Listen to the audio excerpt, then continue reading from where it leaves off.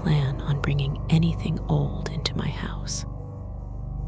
After the divorce, I promised myself no more clutter, no more relics that carried other people's energy. But the day I found that mirror, I told myself it was harmless, a pretty antique for the hallway, something that might make this quiet little house feel less hollow. It was a Saturday. The air smelled of wet leaves and the neighbor's lawn mower.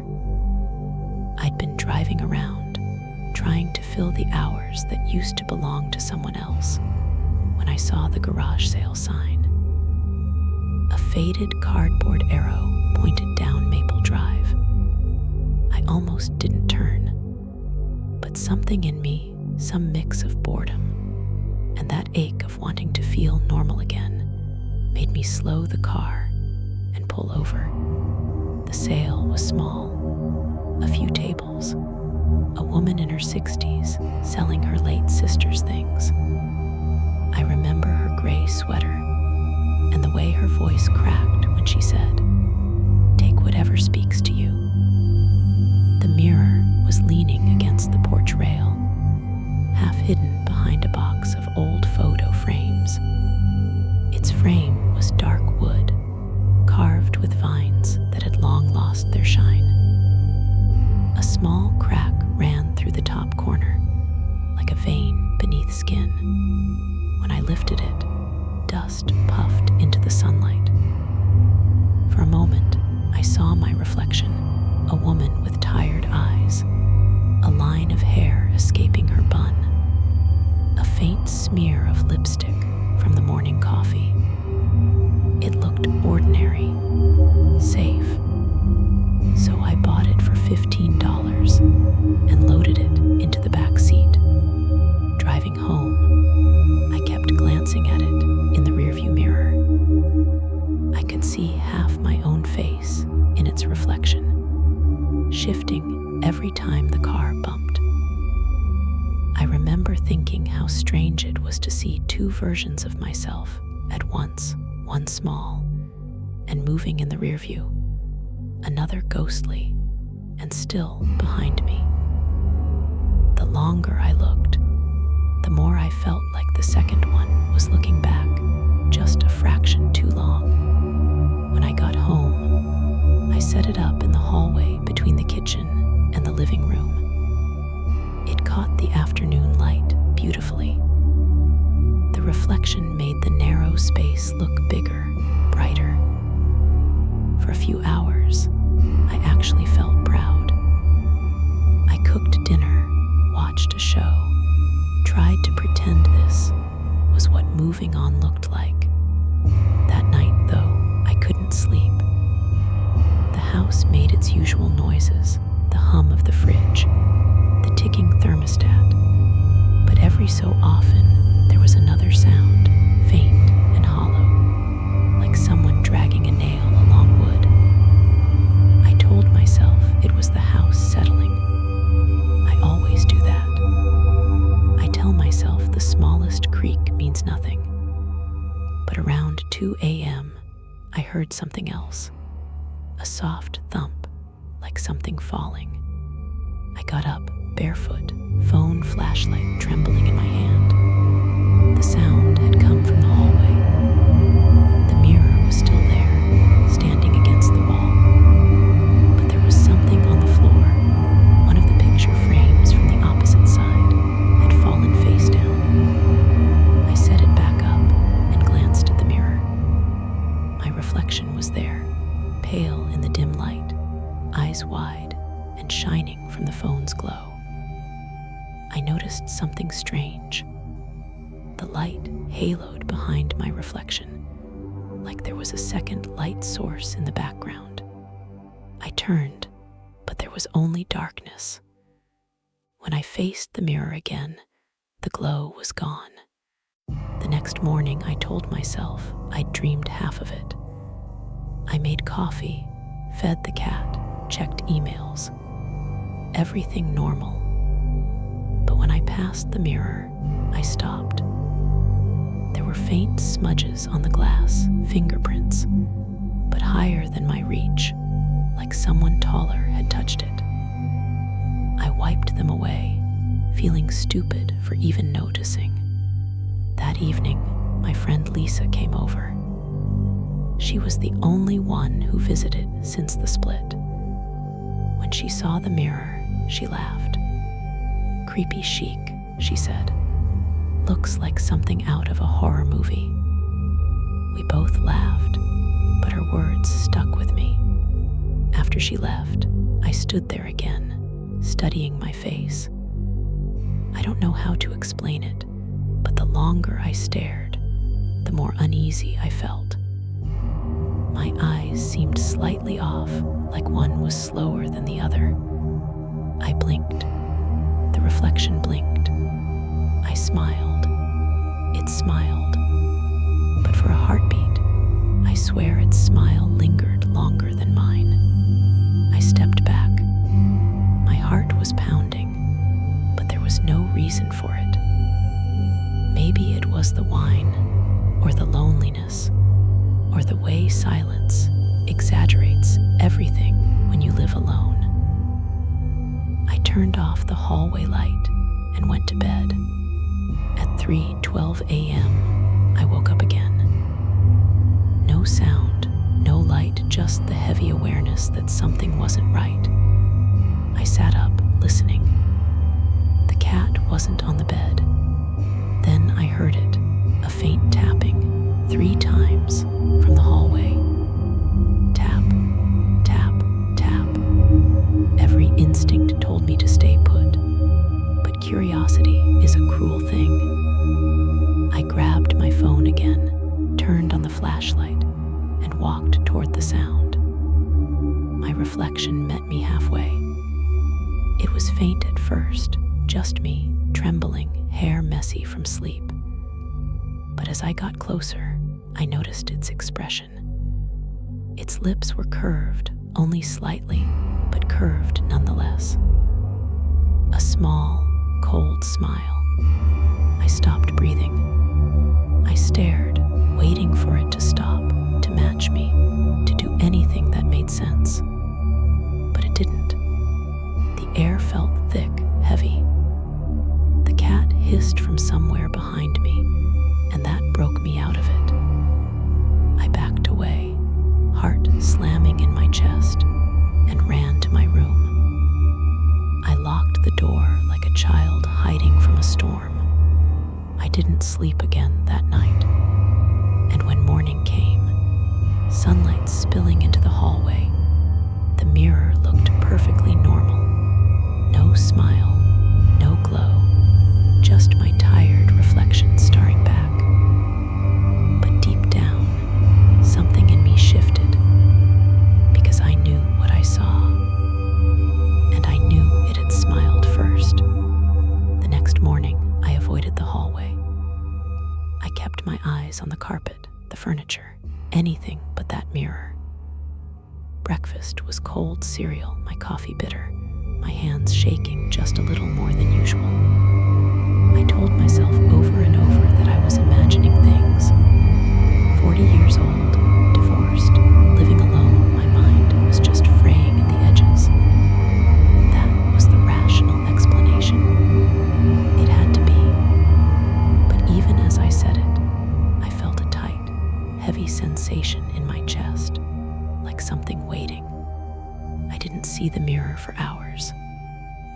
I told myself I would face it when I was ready, like confronting a bully, and tried to push the thought out of my mind.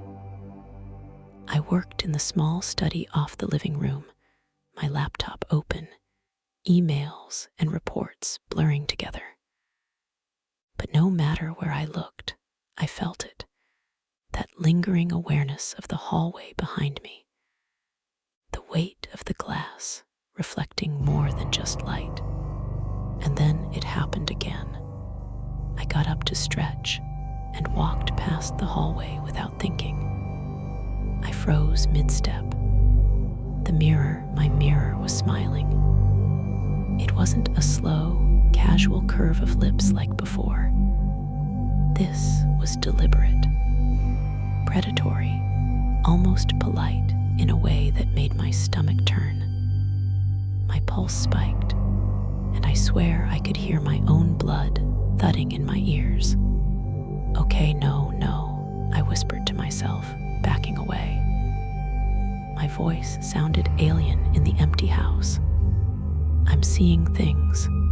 This is stupid. I need to breathe." I closed my eyes for a moment and reopened them. The smile was gone. Nothing.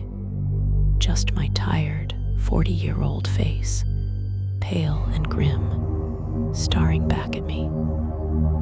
But the memory of that smile, the way it lingered, unnervingly confident, like it knew something I didn't, made my hands tremble. I grabbed my phone and texted Lisa. "I think my mirror is broken. It smiled at me last night." No response. I stared at the message, then deleted it. Who would believe that? I couldn't even believe it. Not fully. For the next week, I tried to ignore the mirror.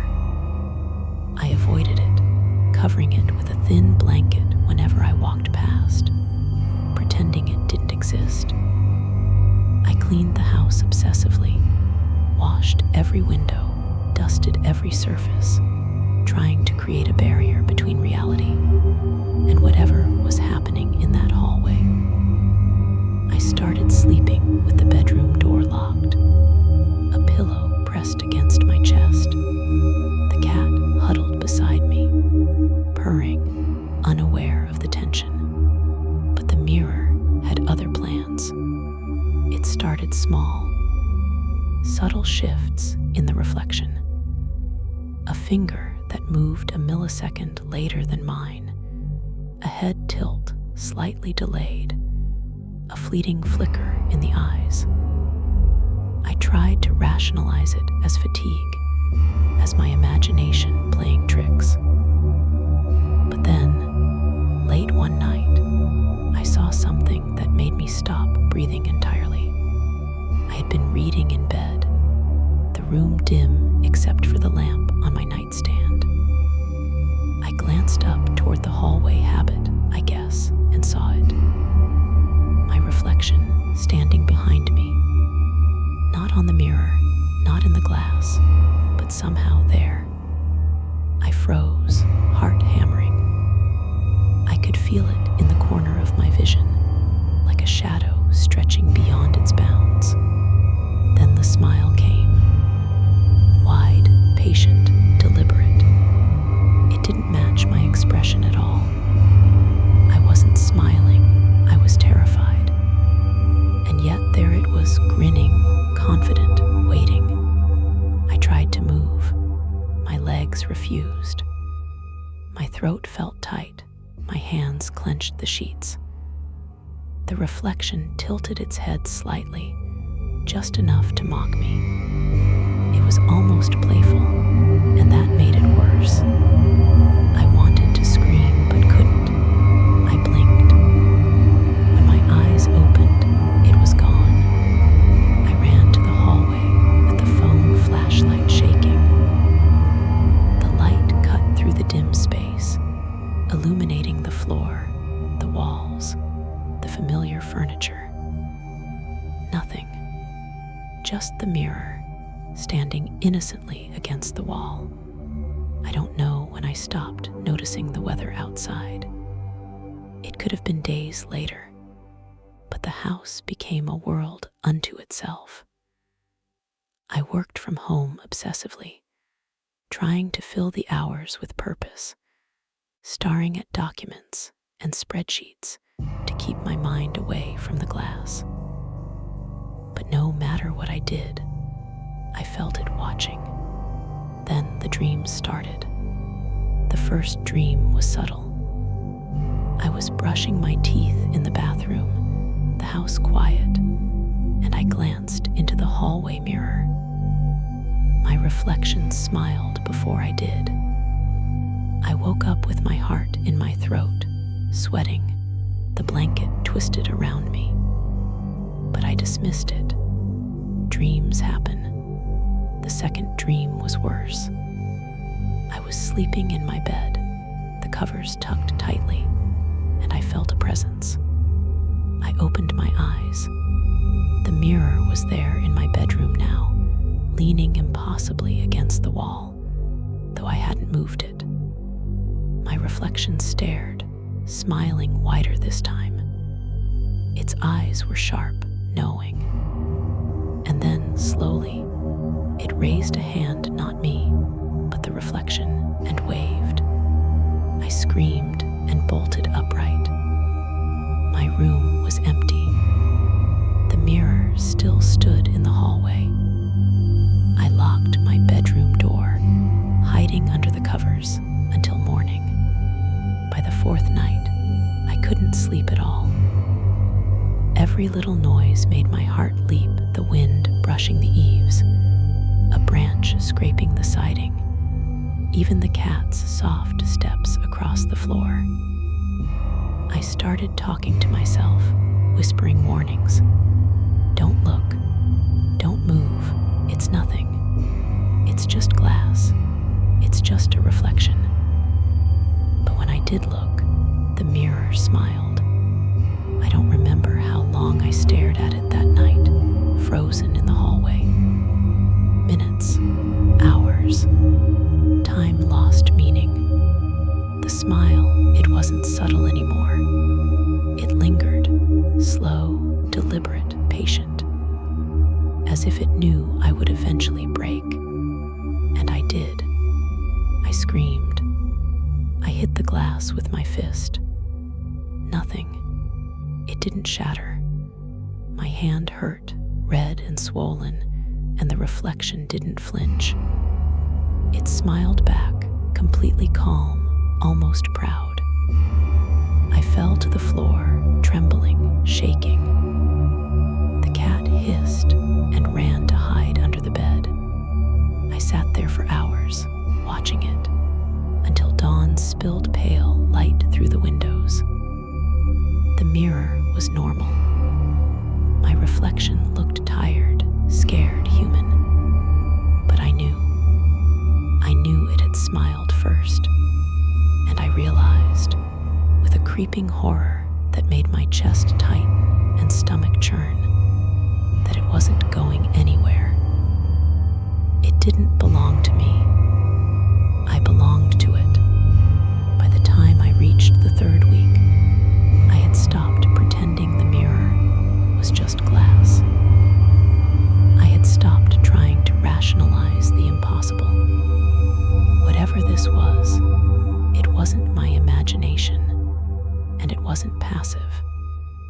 It was deliberate, calculated, and I could feel it everywhere, even when I wasn't looking directly at it. It started subtly, the way a shadow slips along a wall when you're not paying attention. I would be in the kitchen, chopping vegetables for dinner, and out of the corner of my eye, I'd see a flicker in the mirror's reflection. I'd freeze mid-chop. The reflection wasn't doing what I was doing. A hand would twitch when mine was still. A head would tilt just slightly after I'd straightened up. And then, almost imperceptibly, it would smile. Always just slightly, like it was testing me. I tried to keep a normal routine. I told myself to walk past it, to act casual, as if nothing was happening. But the mirror learned me. I swear it did. I noticed patterns. If I glanced at it too quickly, it stayed still. If I lingered, even for a second, it began to move. That's when fear turned into dread, the kind that sits heavy in your bones and won't let you breathe normally. The mirror didn't just reflect anymore. It anticipated, it waited, it mocked. The first night it really frightened me. I was brushing my hair in the bedroom, late, almost 2 in the morning. The hallway was dark, except for the faint glow of the streetlight, filtering through the blinds. I had told myself not to look, but I couldn't help it. I was halfway down the hallway, and there it was, my reflection moving. Its hand lifted before mine did. Its hair swayed even though I hadn't moved my head, and its lips curled into that small, cruel smile, one that lingered long after my lips relaxed. I stumbled backward, hitting the wall, heart hammering. My breath came fast and shallow. No, no, no, I whispered, shaking. I grabbed my phone, trying to use the flashlight to prove that it was impossible, that I was just seeing shadows or sleep deprivation. But the light only illuminated my reflection's grin even more clearly. And then it waved. I screamed, the sound bouncing down the hallway, echoing off the walls, making the small house feel suddenly vast and alien. I bolted into the kitchen, flicked on all the lights. The mirror was still there, just glass, just wood, just reflection. But the memory of what it had done, the way it had moved when I didn't, made my hands shake so badly, I dropped the phone. The flashlight spun across the tiles, illuminating nothing but the hallway, the mirror, and my own terrified eyes staring back at me. After that night, I stopped leaving the bedroom after dark. I started eating cold meals in front of the television, trying to distract myself, trying to make the house feel like my own again. But the hallway was always there, a constant reminder that I wasn't alone. Every reflection in every window, every shiny surface, I began noticing patterns. The reflection would always lag a tiny fraction behind me, mimicking me just slightly wrong, moving when I was, and always smiling. Sleep became impossible. I tried to read. I tried to call friends, but words felt meaningless, conversations hollow. No one would understand, and by now, I didn't even want them to. The mirror had me convinced that whatever was happening was mine alone, and maybe it had always been. One evening, I was in the living room trying to do some work. The cat curled beside me. I heard a noise, soft, like something shifting. I froze. My gaze went immediately to the hallway. The mirror was angled slightly differently than it had been. I hadn't moved it. The edges were barely perceptible in the dim lamplight, but I could see the subtle difference. I blinked. My heart leapt. I took a cautious step forward, and then it hit me. The reflection was already facing me fully, though the angle of the glass shouldn't allow it. Its eyes, my eyes, stared directly into mine. The smile was there, faint, patient, knowing. I tried to rationalize again. Maybe the frame had warped. Maybe my mind was playing tricks. But when I reached for it, my reflection's hand moved slightly ahead of mine. Just slightly. Enough to make my stomach twist. It wasn't just mimicry.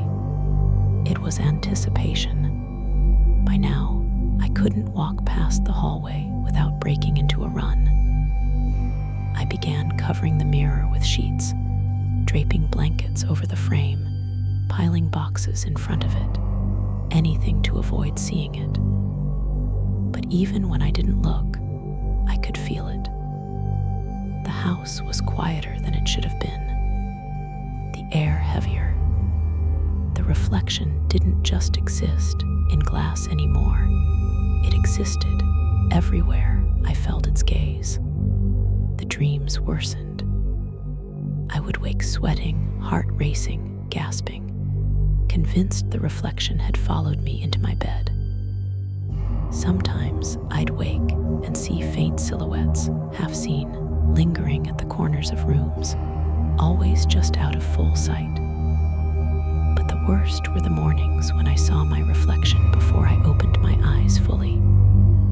I'd glance at the hallway mirror, and it would smile.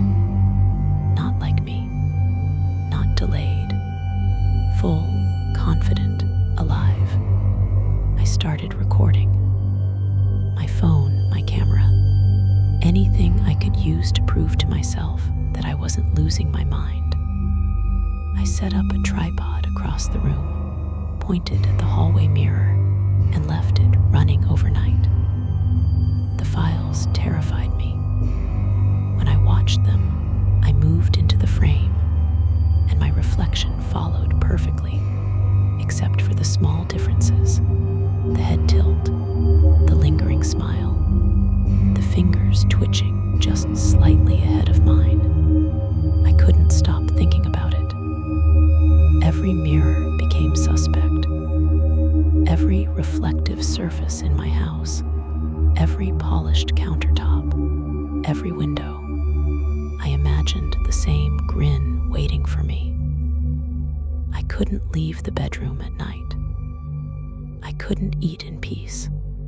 I couldn't even shower without checking the glass. Then one night, I saw something that made me wish I could vanish entirely. I was standing in the kitchen, pouring water into a glass, trying to calm my shaking hands. I glanced at the hallway mirror. My reflection was standing a step closer to me than I was, perfectly still, smiling, watching. I stepped back. It didn't move. I stepped forward. It did. I turned to leave. Its head tilted, slow, deliberate. And then it waved at me.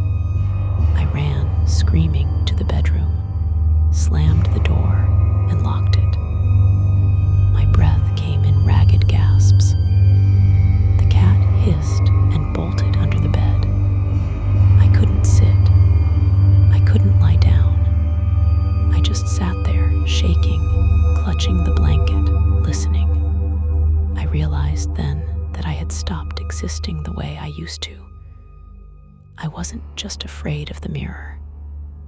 I was afraid of me, because I knew deep down that whatever lived in that glass, whatever it wasn't just mimicking me. It was learning me, waiting for the moment I could no longer resist. And I began to understand that my reflection might not need me to move at all to act.